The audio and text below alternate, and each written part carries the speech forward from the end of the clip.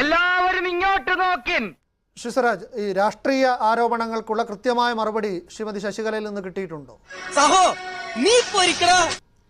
ഞാൻ അതിലേക്ക് വരാതിന് മുമ്പ് ബഹുമാന്യനായ കോൺഗ്രസിന്റെ മുതിർന്ന നേതാവ് ഇവിടെ സൂചിപ്പിച്ചൊരു കാര്യം, അദ്ദേഹം ഈ മതിലിനെ കുറിച്ച് പറഞ്ഞു. ഇത് ആളുകളെ ഭിന്നിപ്പിക്കുന്ന മതിലല്ല, ഇത് എല്ലാവരെയും ഒരുമിപ്പിക്കുന്ന, നമുക്ക് വേണമെങ്കിൽ അതിനെ ശൃംഖല എന്നൊക്കെ വിളിക്കാം. അപ്പൊ ആ അർത്ഥത്തിൽ കണ്ടാൽ അത് കേരളീയ നവോത്ഥാനത്തിന്റെ ചരിത്രത്തിലെ ഒരു നാഴികക്കല്ലാവും.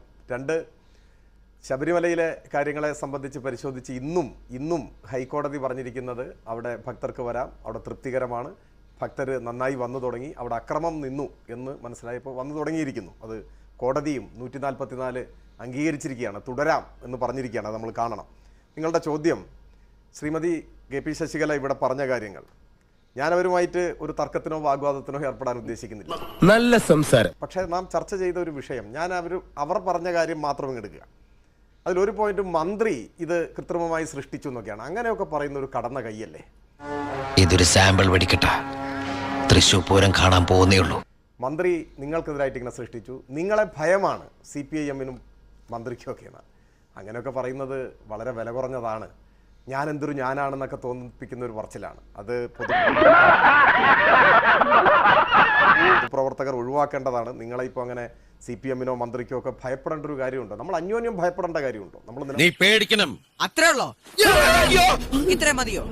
നിലപാടുകൾ പരസ്പരം ഏറ്റുമുട്ടുകയല്ലേ ചെയ്യുന്നത്.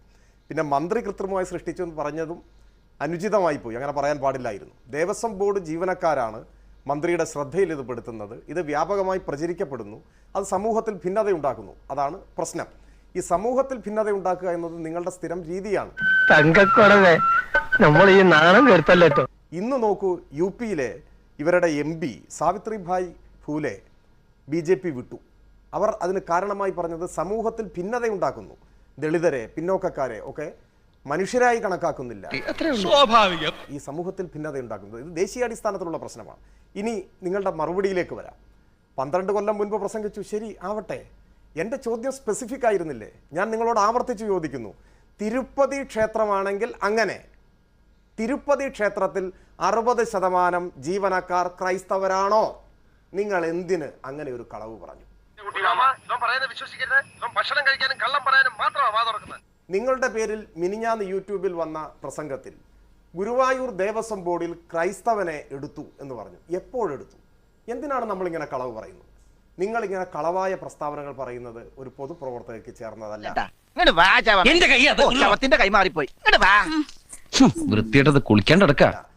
ദേവസ്വം ബോർഡിന്റെ ക്ഷേത്രങ്ങളിലെ കാണിക്കയിൽ നിന്ന് പണം ഗവൺമെന്റ് എടുത്തുകൊണ്ടുപോയി അത് ഹജ്ജിന് സബ്സിഡി കൊടുക്കുന്നു എന്ന് പോലും പറഞ്ഞ ഒരാളാണ് നിങ്ങൾ.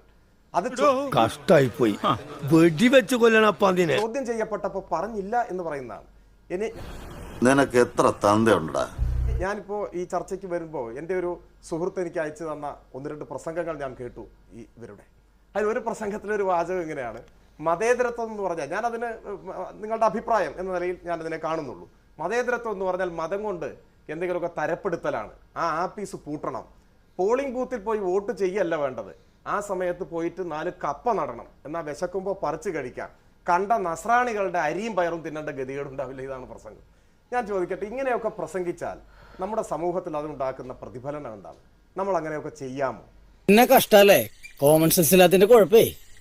അല്ലെങ്കിൽ ബുദ്ധി പറഞ്ഞു കൊടുക്കാൻ അവൻ ആരെങ്കിലും വേണ്ടേ? നാം നമ്മുടെ രാഷ്ട്രീയവും നിലപാടും പറയുമ്പോൾ നമ്മുടെ സമൂഹത്തിൽ ഭിന്നതയുണ്ടാവാതെ, കലാപം ഉണ്ടാവാതെ നല്ല നിലയിൽ പറയാൻ ശീലിക്കണ്ടേ? ഞാൻ അത്രേ പറയുന്നുള്ളൂ. ഞാൻ എൻ്റെ ചോദ്യം ആവർത്തിക്കുന്നു, തിരുപ്പതി ക്ഷേത്രത്തിൽ 60% ജീവനക്കാർ ക്രൈസ്തവരാണോ? ഗുരുവായൂർ ദേവസ്വം ബോർഡിൽ ക്രൈസ്തവനെ എടുത്തിട്ടുണ്ടോ? നിങ്ങൾ ഇതിലൊക്കെ ഉറച്ചു നിൽക്കുന്നുണ്ടോ? എന്താണ് നിങ്ങളുടെ അഭിപ്രായം? ശശികല പ്രസംഗം 12 വർഷം മുമ്പ് തിരുപ്പതി ദേവസ്ഥാനത്തെക്കുറിച്ച് പറഞ്ഞതാണെങ്കിലും ചോദ്യം വളരെ സ്പെസിഫിക് ആണ്. എന്താണ് മറുപടി?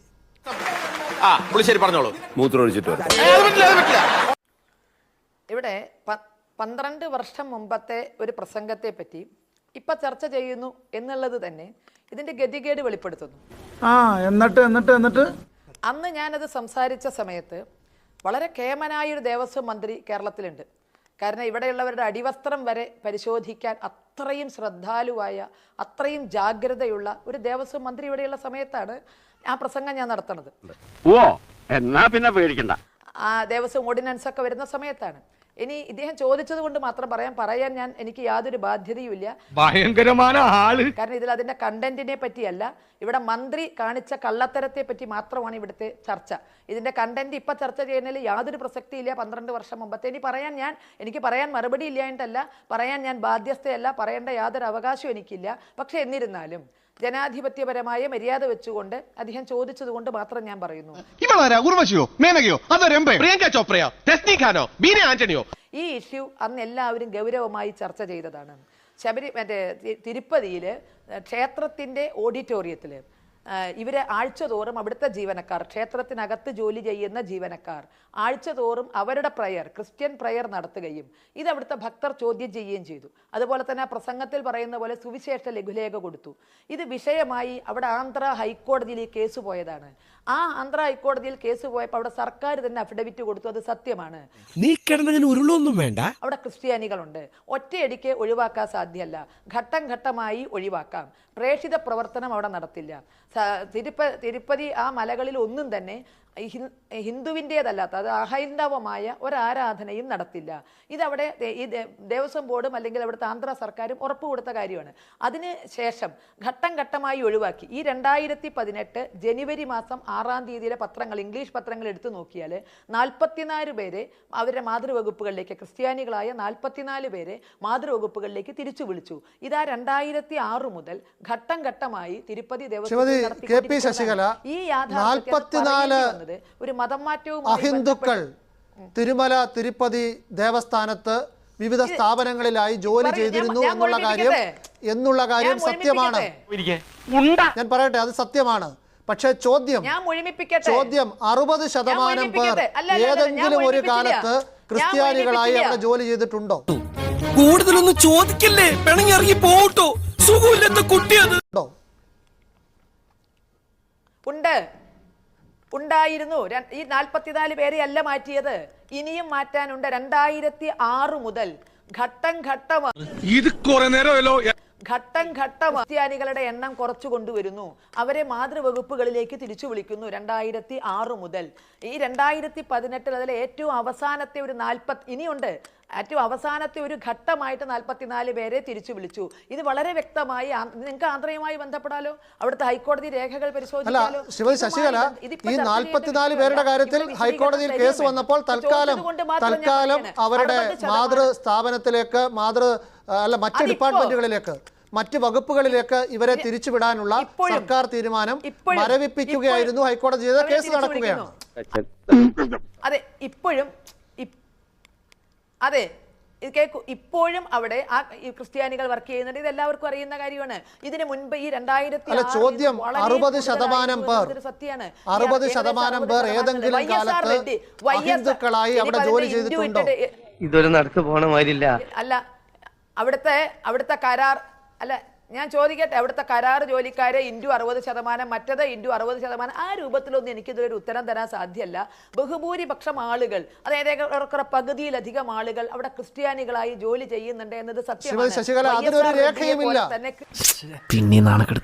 അതിനൊരു രേഖയുമില്ല. ഏറ്റവും ഒടുവിൽ അവിടെ അവിടുത്തെ ഗൈഡ് ലൈൻസ്, അതായത്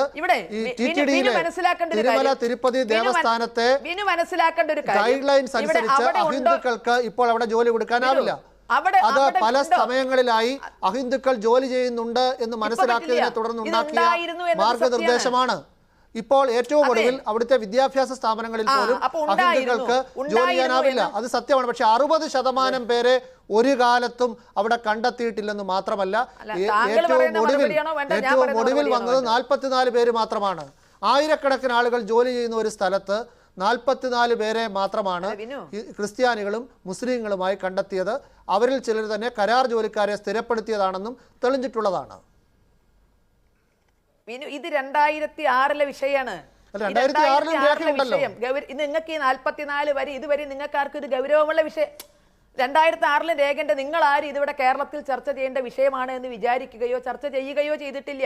ഇവിടെ ശതമാനമല്ല, അവിടുത്തെ അത് അവിടുത്തെ കേരളത്തിൽ വരുമെന്ന് ശതമാനത്തിന്റെ- ശ്രീമതി കെ പി അവിടുത്തെ ശശികല അല്ല, കേരളത്തിൽ അവിടുത്തെ വരുമെന്ന് ശതമാനം. ശ്രീമതി കെ പി ശശികല പ്രവചിച്ചല്ലോ. പറഞ്ഞു. 2006 കഴിഞ്ഞ് ഇനി, അല്ല, അതിനൊരു ഉത്തരം കൂടി 2018 പറയണ്ടേ? ഇതുവരെ കേരളത്തിൽ അല്ല, ഒരു ചോദ്യത്തിന് തീർച്ചയായും ഒരു ചോദ്യത്തിനൂടി ഉത്തരം പറയാനുണ്ട്. ഒരു ചോദ്യത്തിനൂടി ഉത്തരം പറയാനുണ്ട്. പറയാം. ഗുരുവായൂർ ദേവസ്വം ബോർഡിലെ ക്രിസ്ത്യാനിയെ വെച്ചു എവിടുന്ന സ്വരാജ് വരുന്നത്?